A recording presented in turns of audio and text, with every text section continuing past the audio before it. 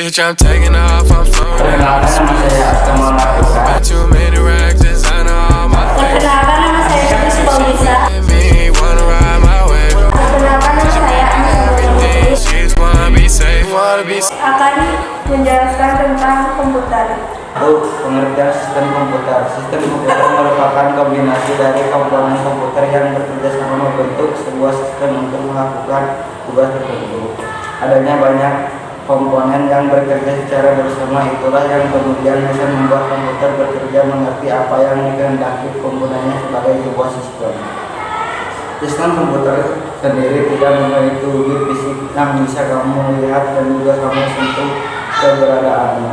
Itu karena seperti yang sudah saya jelaskan bahwa sistem komputer itu sendiri merupakan kombinasi dari berbagai perangkatnya. Ingat, sistem komputer adalah kombinasi perangkat yang bekerja sama, tapi bukan merupakan perangkat komputer saja. 2. Fungsi sistem komputer. 1. Menginput data yang ada. Fungsi pertama sistem komputer adalah menginput semua jenis data yang sudah dimasukkan pengguna menggunakan perangkat haluan. 2. Memproses data yang telah masuk. Fungsi selanjutnya sistem komputer adalah memproses semua data yang telah masuk ke sistem. Data yang sudah diinputkan proses berbentuk bahan mentah. 3. Menghasilkan data dari input yang telah dimasukkan. Selanjutnya, fungsi sistem komputer adalah menghasilkan output dari input yang sudah dimasukkan dan diproses sedemikian rupa. 4. Menyimpan data yang diperlukan. Fungsi sistem komputer berikutnya adalah menyimpan data yang diperlukan oleh sistem. Data tersebut berupa hasil output dan hasil olahan memori komputer. 3. Komponen sistem komputer. 1. Hardware. Perangkat keras atau yang dikenal juga dengan sebutan hardware adalah bagian fisik dari sebuah komputer yang dapat diraba dan dilihat secara langsung.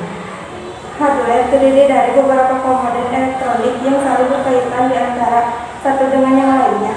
2. Software. Secanggih dan semahal apapun hardware yang terpasang pada komputer tidak akan bisa bekerja jika tidak ada software di dalamnya. Software atau perangkat lunak merupakan instruksi yang dibuat untuk memerintahkan komputer agar dapat bekerja sesuai yang diinginkan. 3. Brainware. Brainware merupakan pengguna atau pemakaian komputer yang bertugas untuk mengoperasikan komputer itu sendiri.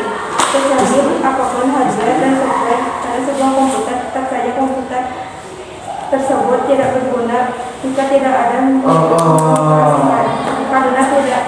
Karena pada dasarnya komputer hanya memakai elektronika yang tidak dapat bekerja sendiri. 4. Cara kerja sistem komputer. 1. Mengambil informasi input. Cara kerja komputer dimulai dengan mengambil informasi input. Input komputer dapat diambil manusia sebagai pengguna usaha. 2. Penyimpanan informasi. Setelah informasi diinput, informasi akan disimpan sebagai memori oleh komputer. 3. Mengolah informasi. Data input yang disimpan dalam RAM tersebut kemudian bisa diolah oleh CPU sebagai otak dari komputer. 4. Menyimpan informasi. Setelah data selesai diolah, baru kemudian data dapat disimpan secara permanen dalam memori persisten. Contoh memori persisten adalah hard disk dan juga flash drive. Dalam memori persisten, data bit akan disimpan dalam bentuk file atau folder. Data atau informasi dapat disimpan dalam waktu lama dan dapat diakses lagi sewaktu-waktu oleh pengguna. Sekian yang saya rekomendasi. Mohon maaf Mohon maaf bila ada kekurangan. Assalamualaikum warahmatullahi wabarakatuh.